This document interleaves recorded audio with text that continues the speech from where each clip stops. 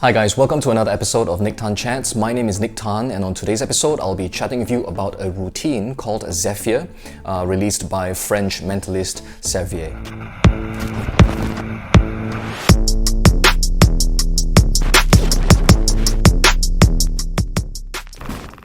So hi again guys, welcome back to the channel. Thanks for showing up, thanks for tuning in, and thanks for spending some time with me today. So I've been away for quite a while. Some of you have actually asked about, where am I, right? I've also kind of vanished from social media for a while. Well, long story short, I've been facing some, personal problems, which I've not been able to, handle as yet. I've not been able to finalize and get things moving in any desirable direction at this point.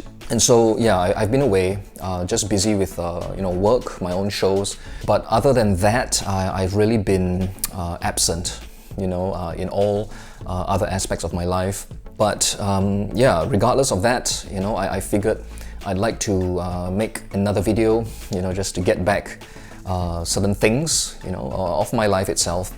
And I figured today is a day as any, right? Just to start things off again. So enough about me. We're going to be talking about a routine that is called Zephyr, that is released by a French mentalist known as Cervier. Okay, and I think I'm not pronouncing the name correctly. I actually got some guidance from Julien Losa. I asked him to kind of give me a voice recording of how to say the name. I listened to it. It's probably not how it's said, but yes, it's by Cervier. It's that French thing, right? Which I can't do, but yes, Cervier.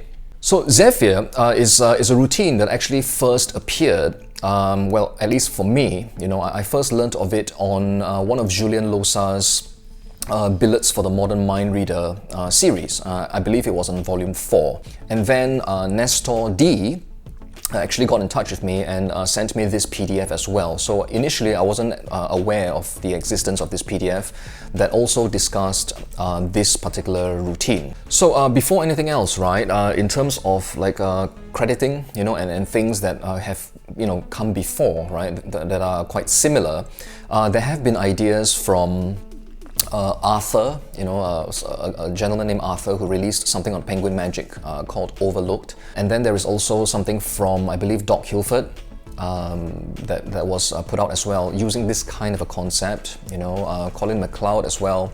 And I think a routine that, it's very closely related to this routine is a routine that was put out by a German mentalist. I think his name is Nique Haupt. And I think that the routine in question is a routine called Lugenspiel. So let's talk about the effect of Zephyr. Okay, so what happens is you have a spectator with you and you have them think of an object. Any object in the world. It can be man-made, naturally occurring, living, non-living. It doesn't matter as long as it's something that they can kind of picture in their minds. Okay, and then you hand them one of these. Okay, our trusty old bits of card, okay, and you have them commit the object on the card itself. Okay, and from here, what happens is they are given the card. They are asked to place both hands behind their back, mix it around, and bring up both hands this way, concealing the card in one of the hands. Okay, they can do this of their own free will. There's no restriction whatsoever. They really can decide on which hand to place, in which hand rather, to place the card. Okay, and from here, you are able to do a which hand sequence and tell them, exactly which hand contains the paper. All right, let's call it billet. Okay, containing the billet. Which hand contains the billet, and you can repeat this twice more. All right, so you do it a total of 3 times. You can go more if you want, but I think 3 is more than enough to kind of prove the point in this particular sequence. And once you have demonstrated that you can work out which hand contains the billet multiple times, you can then go into revealing the object itself, all right, to close the whole routine. So yes, that is the routine. It's a kind of like a witch hand routine, that closes with a reveal of some kind, okay, of an object. And well, this routine It's something that I have done before. Well, I didn't think much of it at the time, right? But what happened in the routine that I was doing was I'd have a spectator kind of just think of, anything, a name, a place, an object, a number, 3-digit number perhaps. They commit it onto a piece of, card, all right, a billet. And then I would just go into a which hand thing with them. And in my, well, it's a bit of a stretch to call it my routine, but in what I was doing is I would then just do the which hand for real, for real. Like I would just guess, right, based on my intuition or whatever you call it. And at the point, it didn't matter to me whether I got it right or wrong. I mean, there have been times, of course, I got it right, 5 out of 5, or maybe 3 out of 5, 2 out of 5. It didn't matter, because then at the end of the routine, I would then kind of go into revealing whatever is on the card, right? The information on the card. So that was what I was doing, and it was my kind of attempt to, well, the thing I kind of had, right? The little issue I had with which hand routines was that there wasn't a kind of clear ending, a kind of finality, right? Something to close the routine and bring it to kind of like a, its climax, right? Because it felt to me like you were just kind of, it's here, correct, and then it's here, correct, and regardless of the kind of entertaining process that you do, okay, your process that you do to guess where the object is, it felt a bit repetitive to me, and there wasn't a closure to the routine, which is why I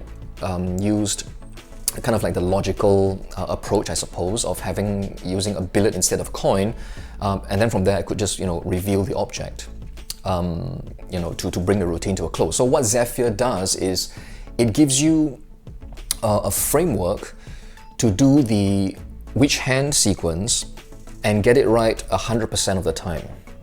Okay, and it's a really simple concept, really easy to do. The method can just be kind of taught to you in like a few sentences. Do this, do it this way, and reveal it this way. It literally is just that, right? The method is just so simple, but Cervier gives you a framework, okay, again, to perform 100%, which hand, and then you can go into the reveal of the object, okay, that they have written on the card. So this comes to you in a PDF.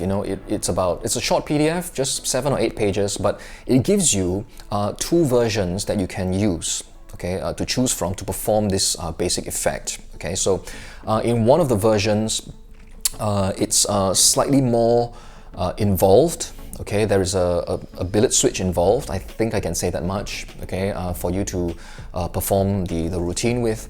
And then in the second version, it is more direct, okay, more direct because you will use your favorite method, okay, to understand what is on the card. Okay, so it's not like taught, but you can really just substitute any of your favorite methods to gain the information. And I'm sure if you already want to pick this up, you will have your favorite methods, right? Mine for this particular instance and what I was doing all the time was basically AN. Okay, and it's something that I still use until today. You guys who watch my videos, you will know that I use it all the time. But yes, it's a really simple to understand PDF, and 2 versions are taught, and there are also some other thoughts about the structure of the routine and why it works as well. So I currently only perform a stage show, and I have not done this routine, or in fact the routine that I was doing previously, I have not done it on stage for like a really long time. And I think it's because I already have a kind of billet routine, in my current stage show, so I don't want to have another kind of routine that looks similar in that you have people, write stuff down on a small piece of card and then, you kind of work it out, right? So I don't have a space for it in my current show, but I know that if I had a small spot to fill, 6-7 minutes, this is a routine that can fit, that bill really well, right? You just have this piece of knowledge, have this knowledge about this routine, this approach, and you can have a solid 6-7 minutes on stage, that plays quite strongly. You can get the audience involved as well in guessing, which hand the object is in, and then you can, have the final reveal about the object as well that the spectator has thought of, right? And this routine works close up. It works on stage as well. So if you're going to be doing this close up, you can just do this repeatedly, strolling, mingling at a cocktail reception, for example. And on stage, depending on how you frame the routine, you can make it play quite big as well. Because of the way you reveal the information right at the end. It's an object, right? So along the way, if you kind of, well, let's say discover, all right, that the object is something that can be easily drawn.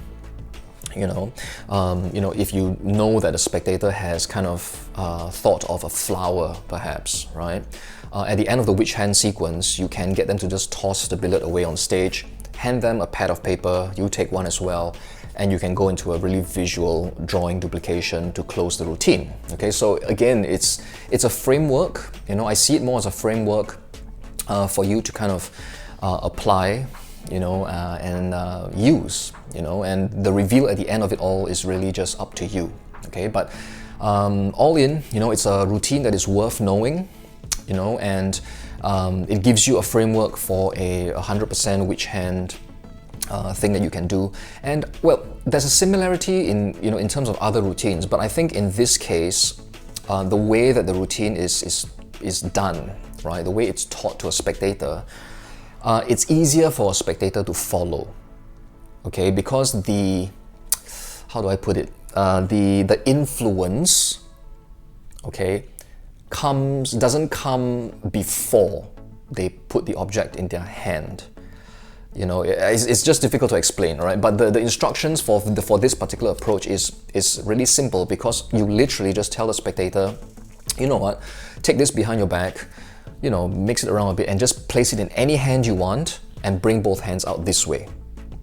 Okay? That's all you tell them. That's all the information you tell them. And once they do that, and then you go into the witch hand thing, which is again 100%. So I think this approach is probably the easiest for a spectator to understand and to follow.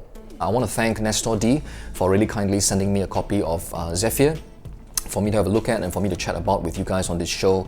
And if you'd like to pick up a copy of Zephyr for yourselves, it is available at Nestor's website, and the link of which I will place in the description box down below. And alright, stay safe, take care of yourselves, have fun with your magic and your mentalism, and I will see you hopefully soon on a future episode of Nique Chats.